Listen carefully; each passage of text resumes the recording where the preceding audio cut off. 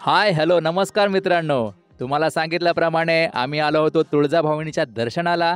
तर तुम्हाला आता दाखवतो आमचा प्रवास कसा झाला आणि तिथला परिसर कसा आहे ते। तुळजाभवानीला जाताना आपल्याला छत्रपती शिवाजी टर्मिनलवरून ट्रेन पकडावी लागते। आम्ही सुद्धा ही ट्रेन पकडण्यासाठी CSTला गेलो होतो। तिथून सिद्धेश्वर एक्सप्रेस आम्ही पकडली।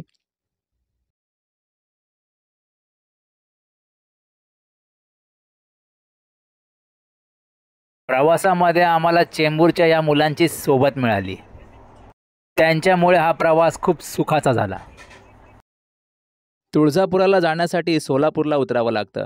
आम्ही सुद्धा सोलापूरला उतरलो आणि मग इथून ST करून आम्ही तुळजापुराला पोचलो।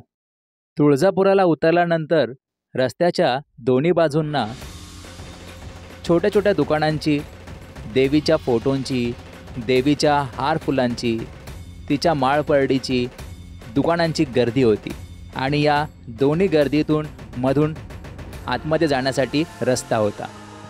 तुम्ही बघू शकता मित्रांनो, तुळजापुराचा हा जो गाभारा जाण्याचा प्रवेशद्वार आहे त्याच्या दोन्ही साईडला दुकानांची रांग आहे।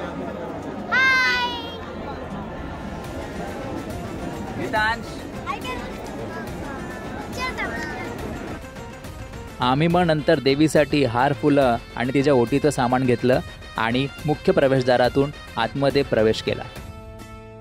आतमध्ये प्रवेश केल्यानंतर जशा आपण शिडा उतरतो तसं समोरच गणपती बाप्पाचं एक मंदिर आहे। त्याच्या बाजूनेच पुन्हा एकदा खाली उतरण्यासाठी रस्ता आहे।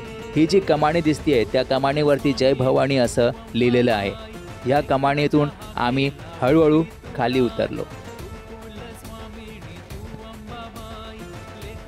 तुम्ही पाहू शकता मित्रांनो, येथून मधून जाण्यासाठी रस्ता आहे आणि ही वाट धरत धरत आम्ही खाली उतरलो।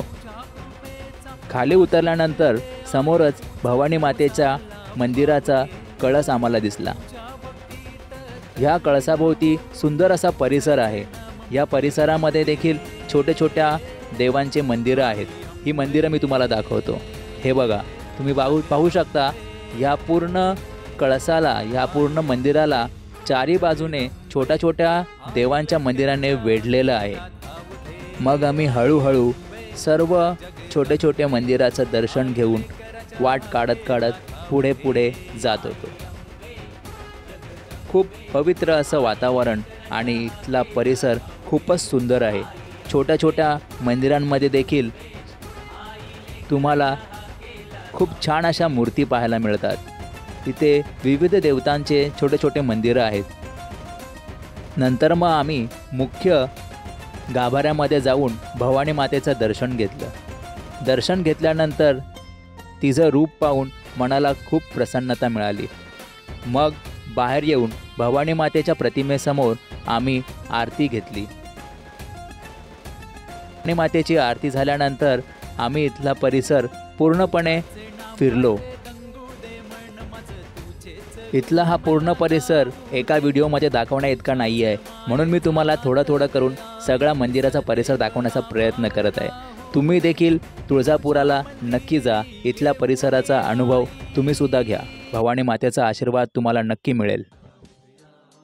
चला तर मग भेटत राहूया आपल्या नवीन व्हिडिओसोबत। तोपर्यंत स्वतःची काळजी घ्या, आनंदी राहा आणि रोज भेटत राहा आपल्या चॅनलवर। बाय।